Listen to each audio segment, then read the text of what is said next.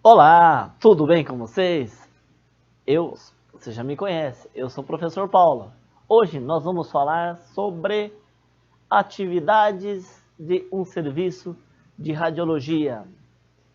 Isso, o que uma clínica ou um hospital, um setor de CDI, o que ele pode apresentar, o que eu, gestor, posso instalar dentro da minha clínica.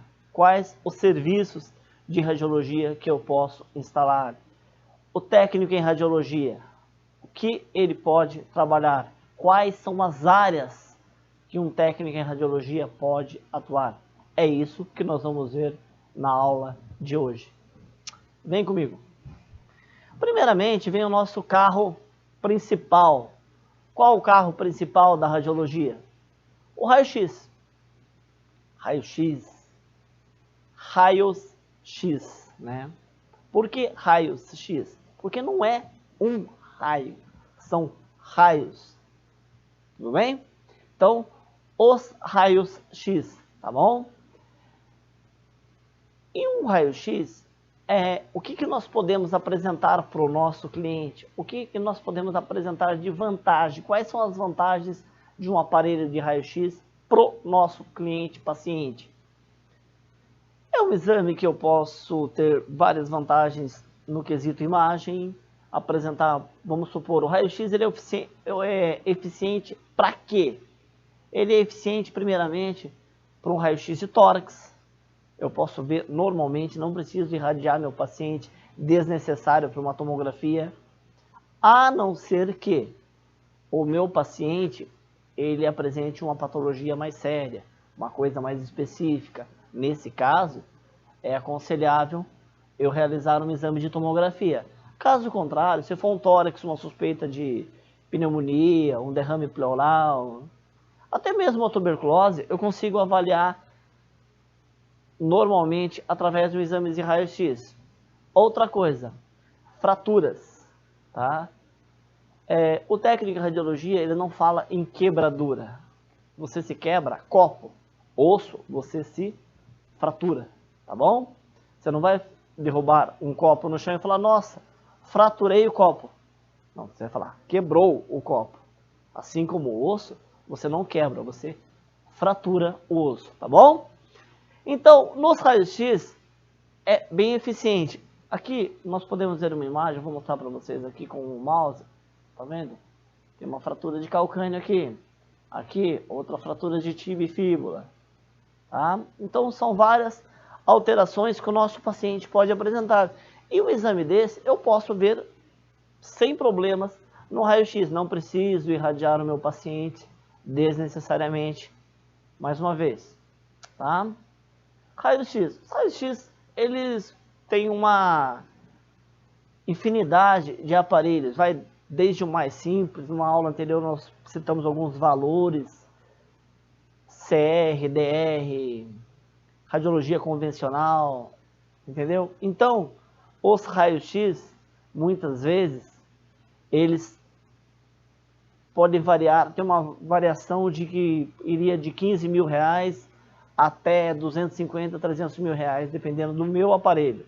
Se ele era convencional, computadorizado ou até mesmo o DR. Ok?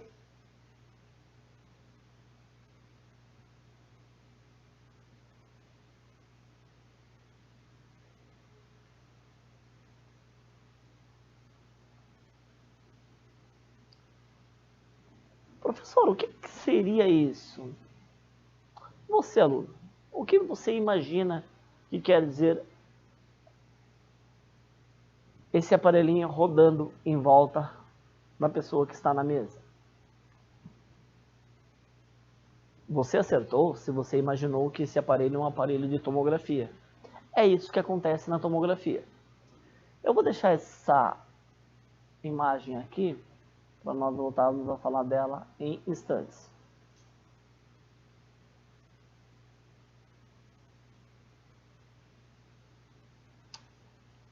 Tomografia computadorizada. Tomografia computadorizada surgiu no início dos anos 70 através de Godfrey Halsted. E ele, meio que baseado em outros estudos anteriores, ele acabou criando a tomografia computadorizada. É um aparelho que me fornece um suporte muito grande para avaliar meu paciente, exames de como para osso ou mesmo partes moles, para cérebro. Existe uma sequência de exames que eu posso fazer, principalmente se for um exame contrastado, eu posso fazer com uma qualidade muito acima na tomografia computadorizada. Aqui eu tenho alguns aparelhos de tomografia, eu tenho esses aparelhos aqui, são aparelhos da GE, tá? Esse aqui seria o GE também, mas é um GE um pouquinho mais antigo. Ele é um high speed, os dois são Brad Speed. Esse aqui é um helicoidal de um canal. Esse seriam de 2 canais, tá bom? E esse já é um aparelho bem mais potente, daí não seria da GE. Por que eu coloquei aquela imagem aqui anterior para vocês verem? Você pode ver que aqui eu tenho uma carenagem do meu aparelho, tá vendo? Deixa eu ver se tem alguma outra imagem, não, aqui já vai para a imagem. Vocês podem ver que tem esse aparelho. Então, como que é realizada a tomografia computadorizada? O paciente deita na mesa de exame e eu tenho uma ampola e o tubo de detectores do outro lado. Então, a ampola, ela gira em volta do meu paciente, igual está na nossa imagem. O momento que ela gira em volta do nosso paciente é o momento que está fazendo a imagem de tomografia. E a mesa vai passando. Daí vai fatiando como se fosse uma casca de laranja, entendeu? Ele vai na mesa e o paciente vai como se fosse sendo fatiado. É um exame fantástico, a nossa tomografia computadorizada. Para quem tiver oportunidade de trabalhar na tomografia ou de instalar uma tomografia no seu CDI, faça valer a pena.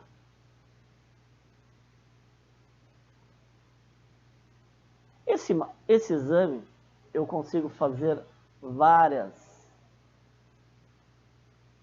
uma variedade, uma gama de exames muito grande. Aqui eu tenho, professor, mas pode fazer uma tomografia em mulher grávida? Depende. Existe uma coisa que nós chamamos na radiologia, isso vale tanto para tomografia quanto para raio-x, chama-se custo-benefício. O que é o custo-benefício? Custo-benefício é quando a vida da minha paciente depende daquele exame. Entendeu? Então, se for o caso, a vida dela, ela precisa fazer o exame ou eu teria que fazer uma cirurgia sem saber se seria necessário ou não. Nesse caso, faz-se o exame o mais rápido possível, com a menor quantidade de radiação possível, mas faz sim. Aqui eu tenho um 3D de uma moça grávida. Tá? Nesse caso, o que aconteceu? Ela corria risco de vida?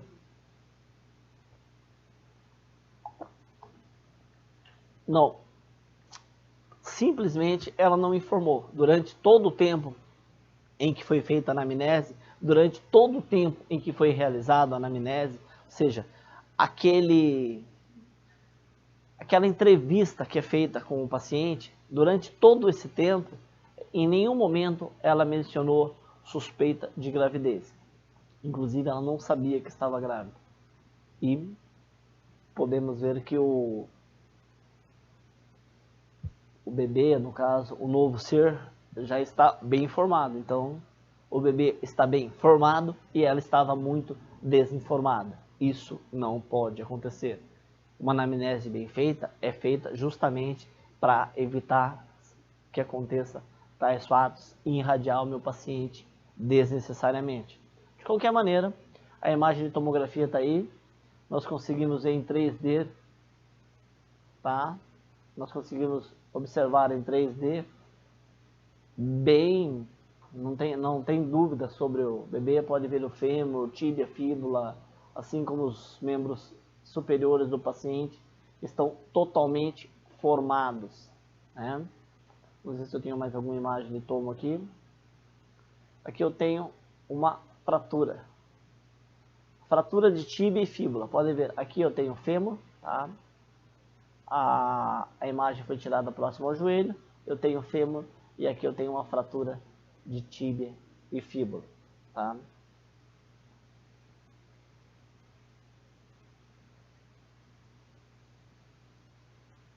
Vamos ver o que mais nós teríamos aqui.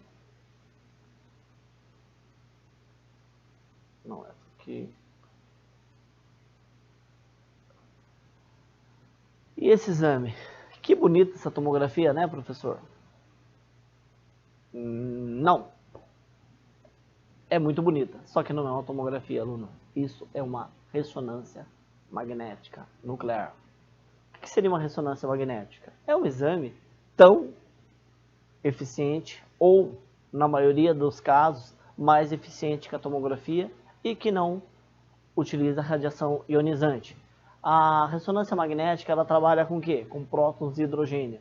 O paciente da ressonância magnética, ele entra em um campo magnético chamado de campo magnético principal, ou B0, e é realizado esse exame. Como que é feito esse exame? Deixa eu puxar uma imagem aqui que eu separei para vocês para a aula de hoje.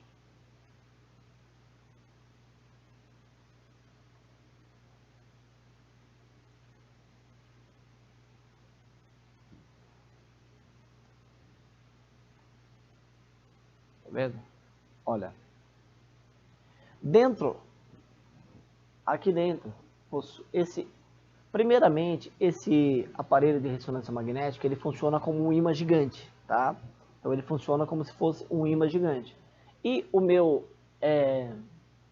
paciente, ele fica na mesa e ele adentra para um espaço que tem bem no centro do aparelho. Em volta, existe uma série de magnetos e algumas bobinas que nós chamamos de bobina gradiente, a bobina Y, no caso, para realizar as imagens coronais, X para realizar as imagens sagitais e a bobina Z para realizar as imagens axiais. Durante a realização desse exame, o corpo humano ele é formado por prótons de hidrogênio. Então, os prótons de hidrogênio que na natureza estão girando aleatoriamente em campo magnético principal, ou seja, em B0, eles vão girar longitudinal, alinhados. No momento do exame, ele sai do longitudinal para o transversal, que é no momento em que é adquirida a imagem. Muito interessante também a parte da ressonância magnética, além de ser um exame fantástico, tá? E com uma qualidade de imagem espetacular. Aqui nós temos exames de imagem de coluna, podem ver aqui, ó, tem uma fratura em L4, L5 aqui, seria um L3, L4, L5 e S1. E aqui, na ressonância, nós podemos observar com maior detalhe essa imagem.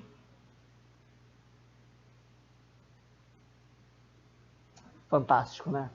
Eu acho espetacular. São imagens espetaculares, tá?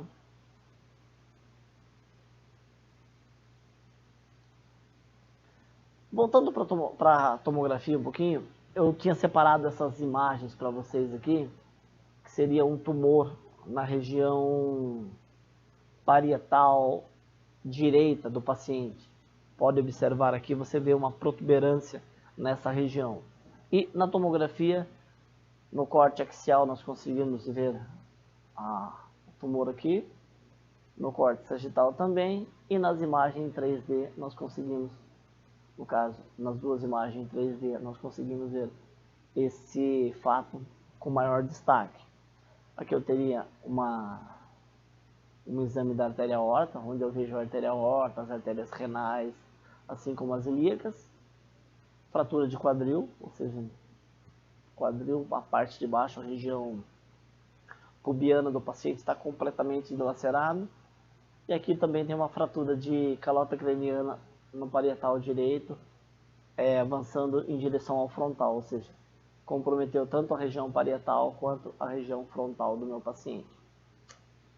Ressonância magnética. Ressonância magnética, nós estávamos falando anteriormente, ela pode ser campo fechado, onde a frequência magnética é maior, porém o paciente sofre de claustrofobia, ele tem uma dificuldade maior para realizar esse exame também. E no segundo exemplo, a ressonância de campo aberto, tá? Onde o paciente não tem a potência do exame, muitas vezes ele pode ser um pouquinho mais demorado, porém o paciente não fica tão fechado. No paciente que sofre de claustrofobia, ele não tem tanto problema nesses casos, tá bom?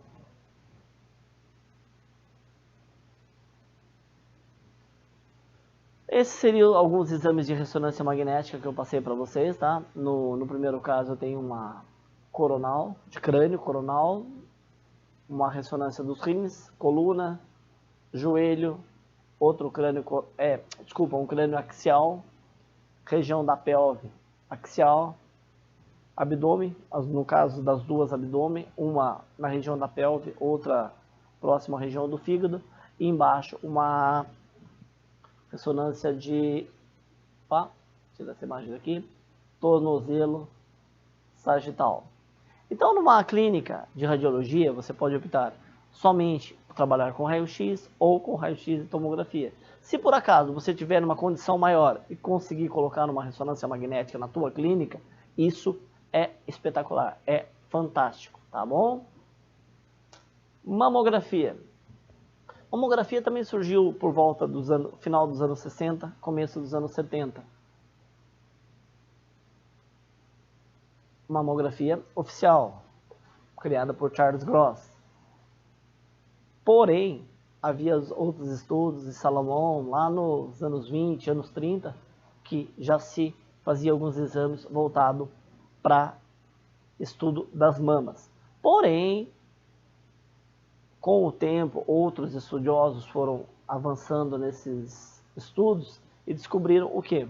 Que a partir do momento que diminuía a densidade da mama, as imagens tinham mais qualidade. A qualidade da imagem, no caso, era muito maior quando você diminuía a densidade. Por quê? Porque, no caso, os raios eles ficam mais próximos do receptor de imagem. Nesse caso, eu posso aumentar a qualidade. A mamografia ela é fantástica na descoberta do câncer de mama precoce. A mulher, quando ela faz o autoexame, que tanto se fala na mídia, é importante fazer o autoexame? Sim, é importante fazer o autoexame. Porém, a mamografia ela consegue detectar alguns nódulos ainda minúsculos que não são detectados através do autoexame.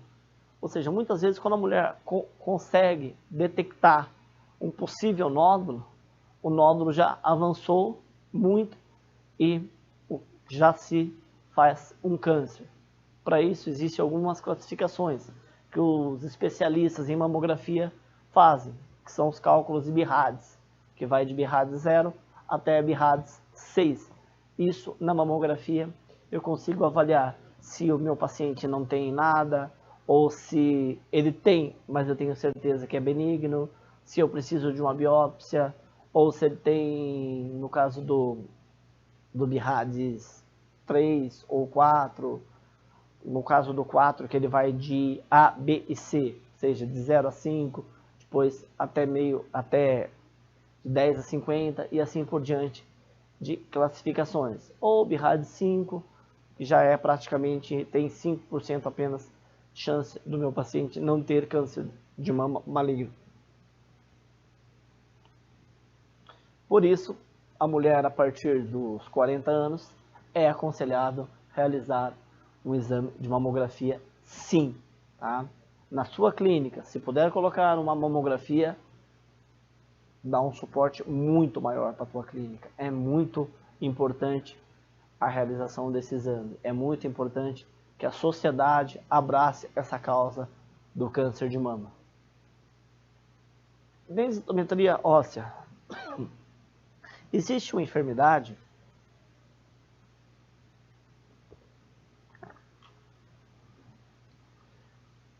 nomeada de osteoporose. O que é osteoporose?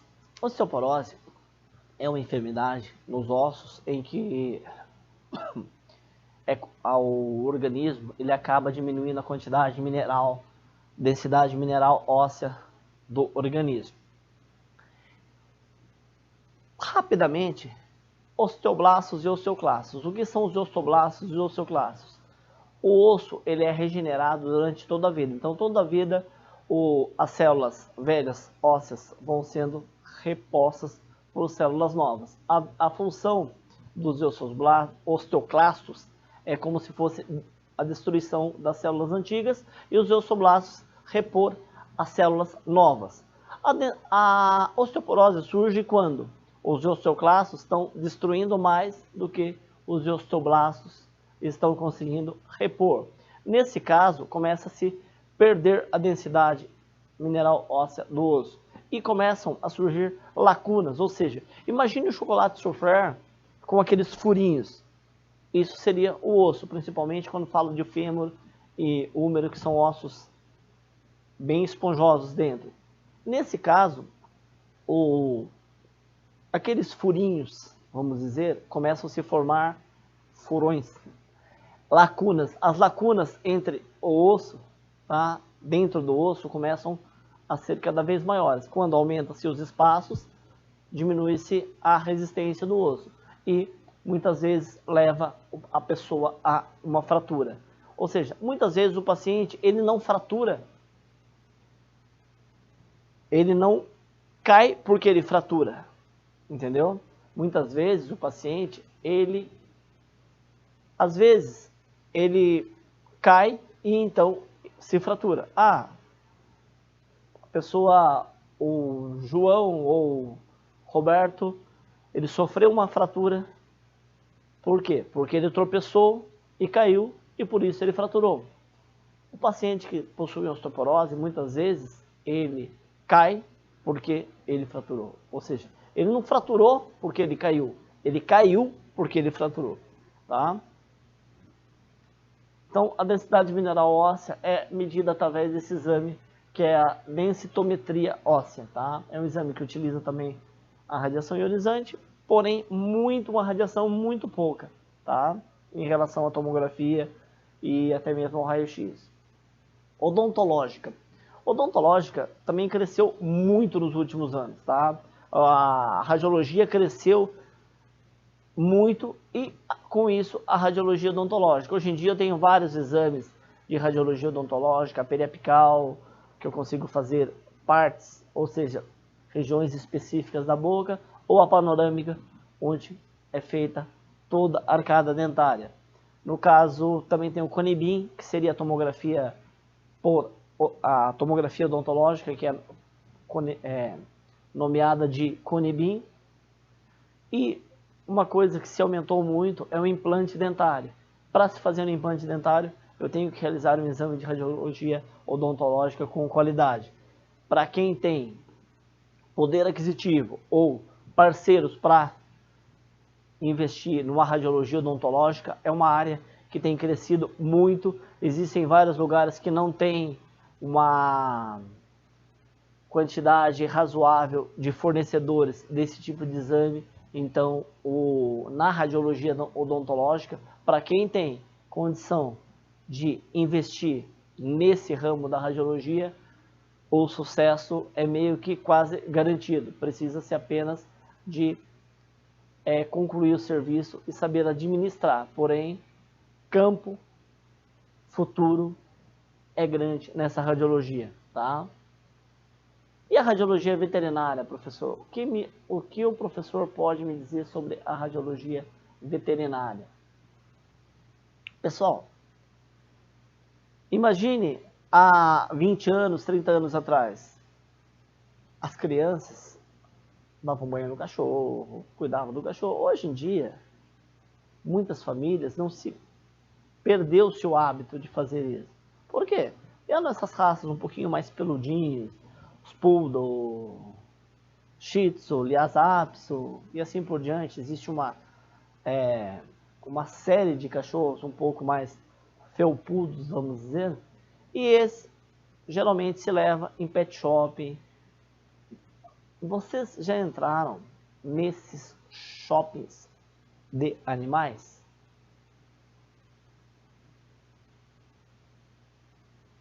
É investimento, né?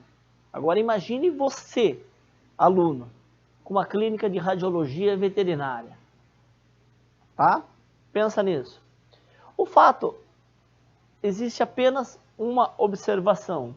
O fato de você gostar de animais e você apreciar os animais não quer dizer que você seria um bom técnico em radiologia veterinária. Muitas vezes, o fato de você gostar de animais ou apreciar animais não é o suficiente, tá bom? Por quê? Porque você estaria preparado para perder um animal, por exemplo? Tá? Muitas vezes os animais vão chegar para realizar o exame com grandes tumores abdominais ou em outras regiões do organismo. Por quê? Porque muitas vezes o cachorro ele não tem, fica um pouco mais afastado, às vezes os donos trabalham, e quando vai observar, o câncer já está avançado. Quando o cachorro começa a apresentar os primeiros sintomas, às vezes os adultos, o cachorro fica mais em contato com a criança, e os adultos não têm muito acesso, e quando vão perceber, o animal já está em avançado estado. Então, nesses casos, o técnico tem que estar preparado também para essas situações. Nós temos desde raio-x veterinário até tomografia e ressonância veterinária também. Aqui eu separei uma tomografia para vocês. Olha que imagem fantástica essa. Tá vendo? Aqui eu tenho um felino de grande porte fazendo um exame de tomografia. Tá? Muitas vezes esses animais de grande porte, logicamente, eles devem ser sedados, tá bom? Radiologia forense. Segura aí, eu já falo de forense.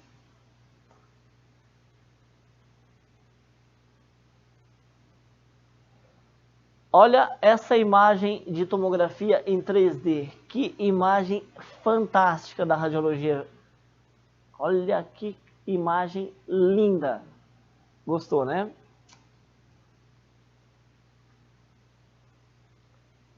Conseguiu pensar? E aí? O que você acha que seria? Qual é o campo de trabalho? Qual é o campo de estudo da radiologia forense? Pensou? E aí? Já sabe? Vai querer arriscar? Vem comigo. O que estuda a radiologia forense? O que um profissional da radiologia forense acaba estudando? Eu tenho algumas imagens aqui de radiologia forense para vocês. E aí?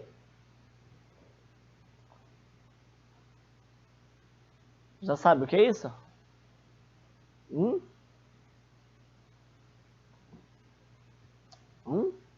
E aí? Bonita a imagem, né? Vamos para outra? Vou tirar essas daqui para não ficar muito, o campo visual não ficar muito cheio. Olha essa imagem.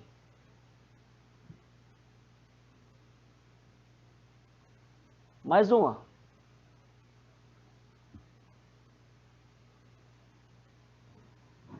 E aí, acertou?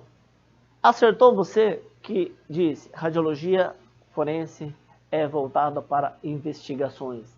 A radiologia forense é um ramo da radiologia, é um braço da radiologia que é voltado para investigações. Ou seja, houve um crime, chama o perito forense. Qual o papel do técnico em radiologia? Radiografar as imagens. Ou seja, ele vai trabalhar com o técnico de necrópsia ou com o perito criminal da polícia científica ao lado para que ele possa fazer as radiografias. Houve um crime, o juiz precisa que solucione esse crime. Para isso, ele contrata-se um perito criminal profissional em radiologia, ele vai radiografar algumas imagens e passar ao laudo para que facilite a decisão do juiz no julgamento, tá? Isso em outras áreas da radiologia, você não tem tanto contato com determinados setores. Mas eu não gostaria de trabalhar com necrópsia, eu não gosto de trabalhar com cadáver.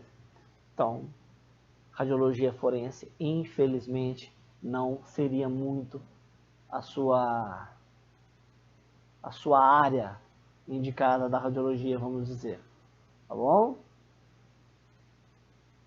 A radiologia forense, ela é espetacular. Porém, para quem não gosta muito ir por esse lado de cadáveres, essas coisas, já fica um pouquinho mais complicado atuar nessa área da radiologia forense, ok? E a radiologia industrial?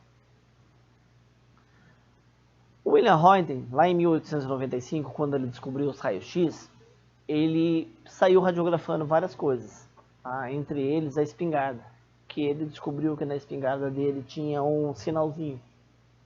Esse sinalzinho, através disso, ele detectou que era uma pequena trinca no cano da espingarda. E ele supôs que, por isso, a espingarda não estava funcionando. Isso eu posso dizer que foi o início da radiologia industrial.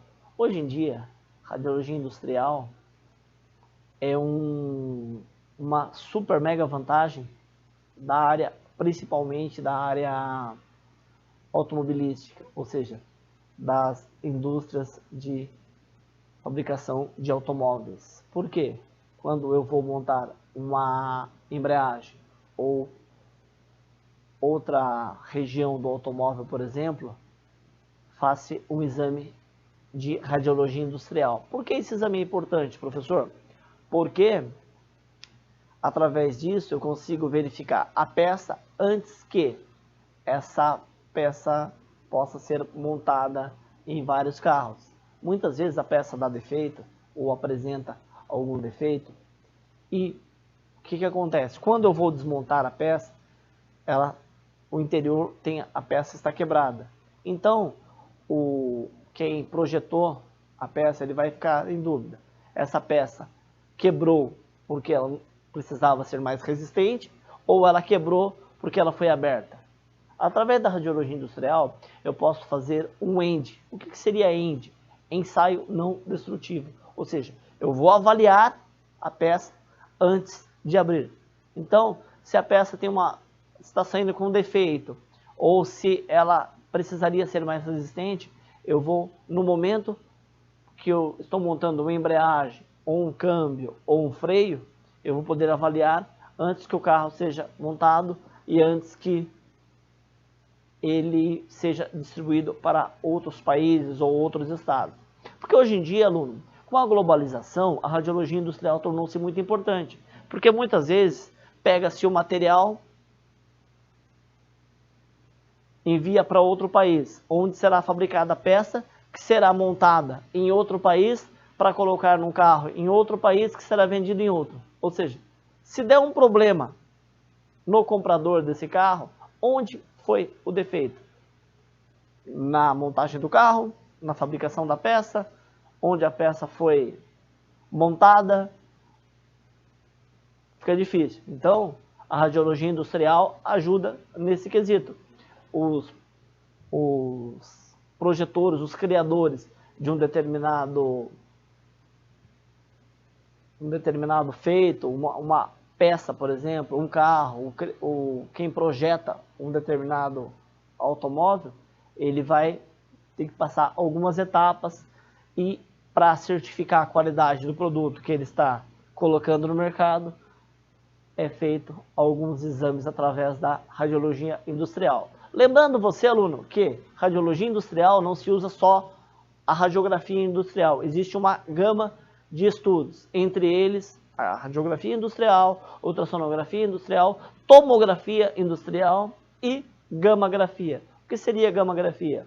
Ao contrário da radiografia, em que utiliza os raios-x, a gammagrafia utiliza um material radioativo. No caso da da radiologia industrial poderia ser o selênio, o cobalto 60, o selênio ou até mesmo o césio-137. São materiais utilizados na radiologia industrial. Medicina nuclear. O que seria medicina nuclear? Vocês já sabem que a radiologia industrial, na radiologia industrial nós trabalhamos com raio-x, na tomografia e gamografia. Na tomografia nós trabalhamos com raio-x, na ressonância magnética nós trabalhamos com prótons de hidrogênio, ou seja, com magnetos que vão avaliar o funcionamento dos prótons de hidrogênio de um determinado organismo. A medicina nuclear, ela trabalha com o que, professor? Ela trabalha com material radioativo, ou seja, os radionuclídeos. Imagine você que o aparelho de tomografia ele projeta uma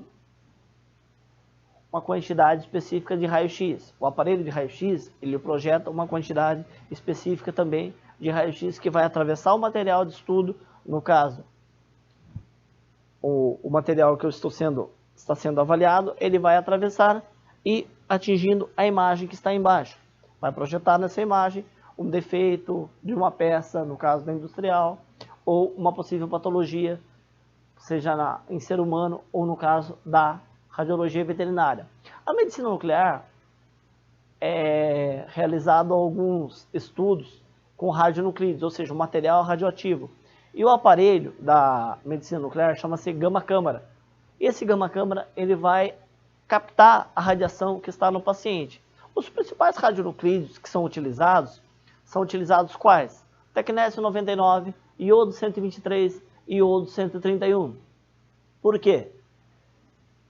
Você deve saber que os elementos radioativos eles possuem uma quantidade de meia-vida, ou seja, vai desde segundos a bilhões de anos. E nesse caso, principalmente esses três que eu citei, lógico, seria uma série de outros radionuclídeos que são utilizados na medicina nuclear. Porém, esses três seriam os mais utilizados na medicina nuclear, que é o tecnésio 99, que ele tem uma meia-vida de 6 horas apenas, tá? O iodo 123, que ele tem uma meia-vida de 13 horas e meia, e o iodo 131, que ele tem uma meia-vida de 8 dias. Ou seja, para conteúdo radioativo é pouco, ok? Então, o paciente que utilizar, em poucos dias, esse material radioativo já não estará mais no seu organismo, tá ok?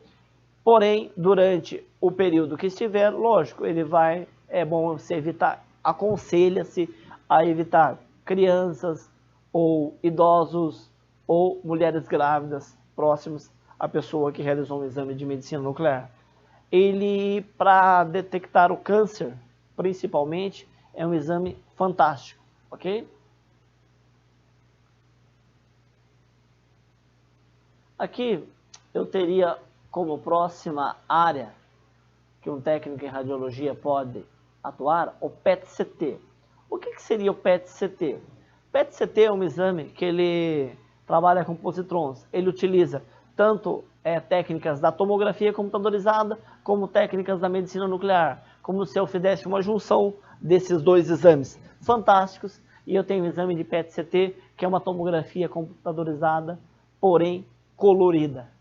Isso é espetacular. Os exames de PET-CT já chegaram a custar em torno de R$5.000, porém hoje em dia esses valores, os aparelhos, eles começaram a ter uma oferta maior junto ao mercado e tiveram uma redução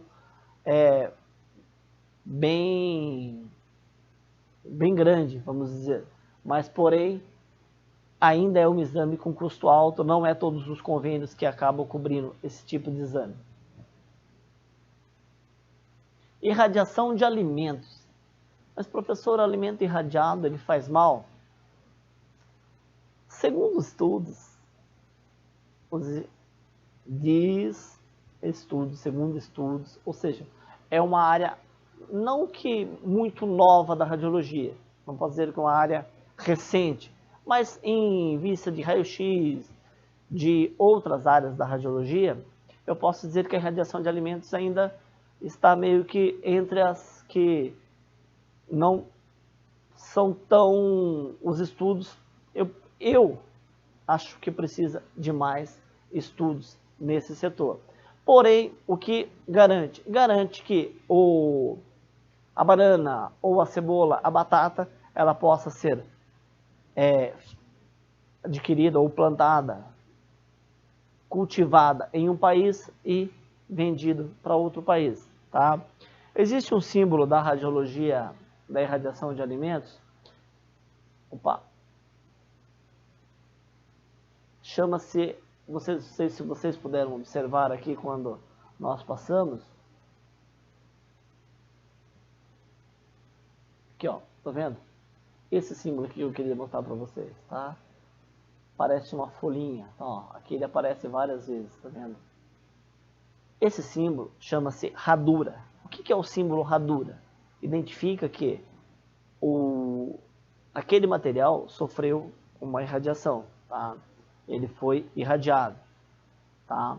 A princípio, essa irradiação não prejudica o alimento. Porém, como eu disse, existem estudos ainda, existem estudiosos que tentam provar que esse alimento a longo prazo pode sim ser maléfico ou pode ocorrer uma perca de proteínas.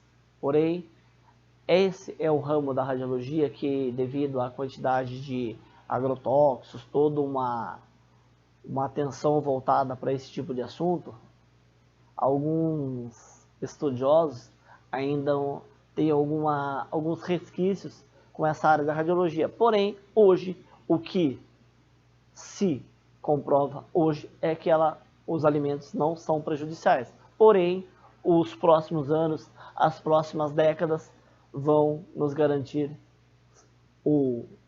a resposta definitiva ou novas observações serão feitas sobre esse tipo de assunto, ok? Radioterapia.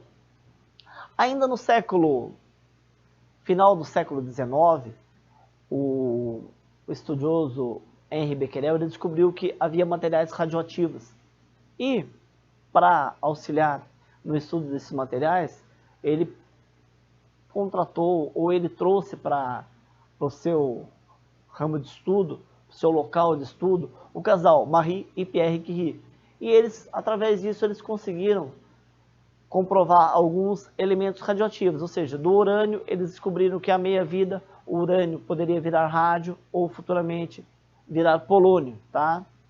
Junto com o auxílio do Pierre e Marie Curie, o Becquerel realizou essas descobertas.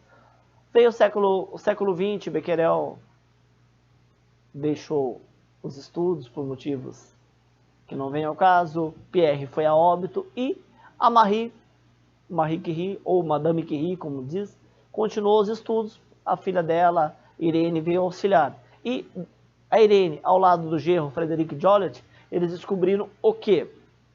Descobriram que existia radiação artificial, ou seja, eu poderia pegar um material não radioativo ou pouco radioativo, ocorrer uma excitação nesse material e fazer com que esse material passasse a ser um material radioativo, tá?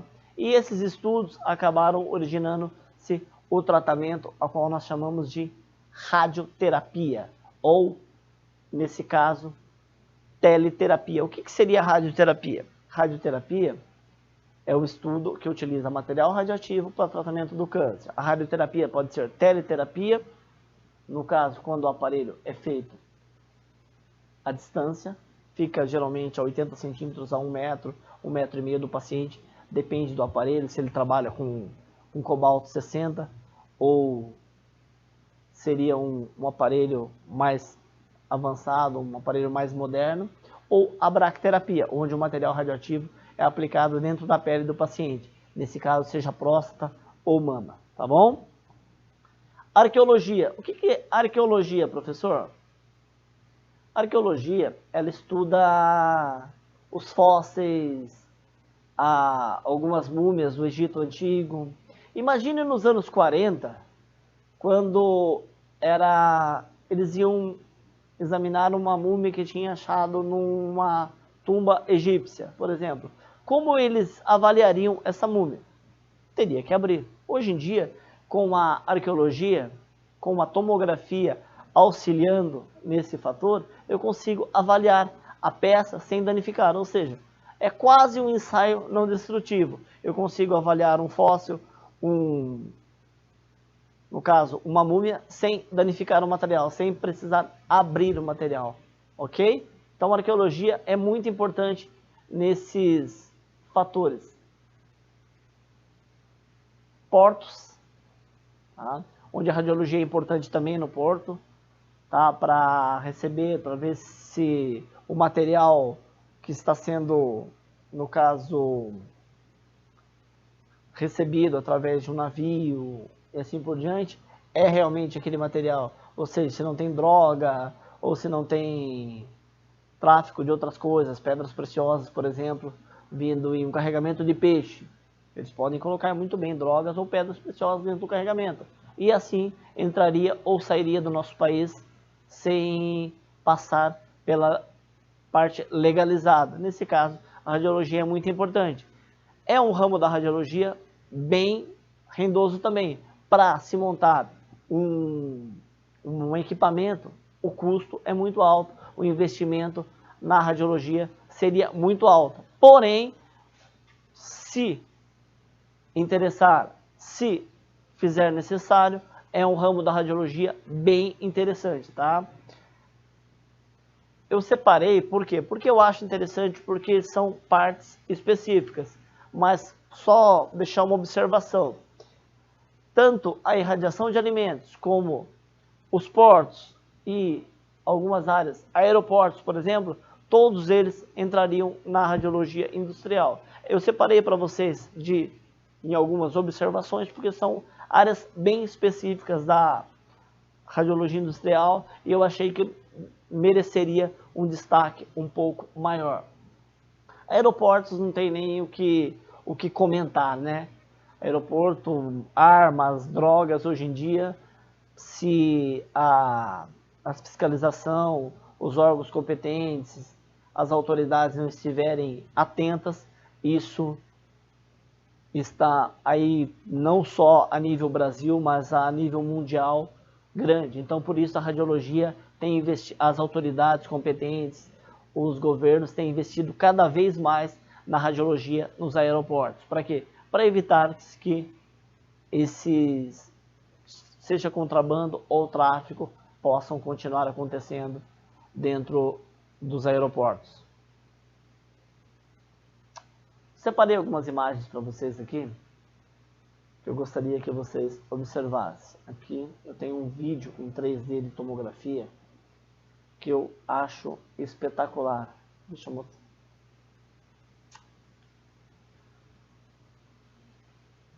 Olha que imagem bonita, tá vendo? Eu consigo ver a fratura da tíbia ou da fíbula.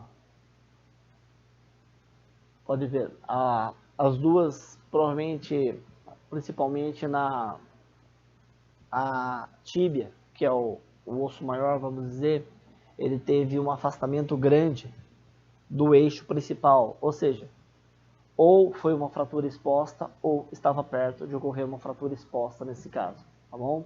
Pode ver que ele se afastou bastante, ainda que é pontiagudo, então é outro fator que pode provocar ainda mais esse tipo de situação. O paciente, nesses casos, tem que se tomar um cuidado muito grande. Por quê? Porque o meu paciente, tá vendo? Olha, quando a fratura é pontiaguda, igual essa da fratura de tíbia, e ela sai do eixo, fica como se fosse uma ponta. Essa ponta, para ocorrer uma fratura exposta, é muito fácil. A chance de ocorrer uma fratura exposta é muito grande. Por isso, o profissional que vai realizar um exame, seja ele de raio-x ou de tomografia computadorizada, deve tomar muito cuidado no manuseio do paciente. Ou seja, se tiver a suspeita de que o osso esteja uma fratura completa. O que é uma fratura completa? É quando o osso ele se separou totalmente do eixo. Pode ver. Ó, tá vendo como quando nós rodamos a imagem? Ó, tanto a fíbula, que seria o osso mais fino, quanto a tíbia, os dois ossos eles tiveram fratura completa. Isso é muito arriscado. Isso é muito perigoso, ok? Então, no momento de realizar um exame na tomografia computadorizada, é importante que se faça essa observação, tenha esse respeito, por exemplo, tá bom? Vamos ver aqui. E tem outra imagem que eu separei para vocês aqui. Ó, podem ver aqui, ó. Tá vendo? Abdômen.